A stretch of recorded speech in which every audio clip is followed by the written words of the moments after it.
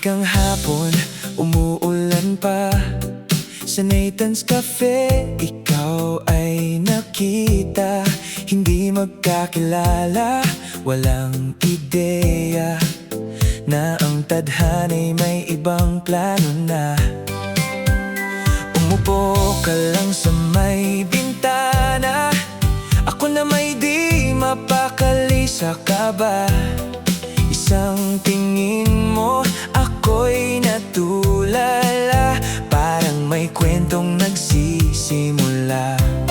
Natapong kape, sabay nating tawa, doon nagsimulang magbago ang lahat na.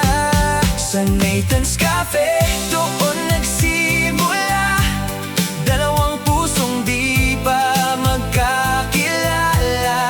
Mula sa hello hanggang wag ka nang umalis, biglang naging ikaw ang nais kong kapiling. Hindi inakala, hindi sinasadya, nasa simpleng tagpo mahuhulog pala sa bawat tibok ng puso ko.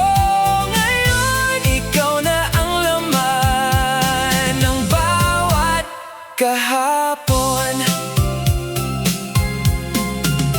Oras ay tila huminto sandali, sa bawat kwento mo ako'y napangiti. Parang matagal ka nang kakilala, sa bawat salita ako'y nadadala. Hanggang sa magsara ang cafe na yon, ayaw pa rin nating magpaalam noon.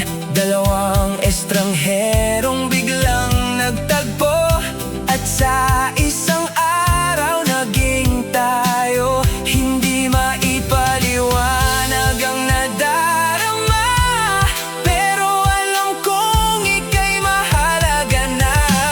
Sa Nathan's Cafe, doon nagsimula, dalawang pusong di pa magkakilala.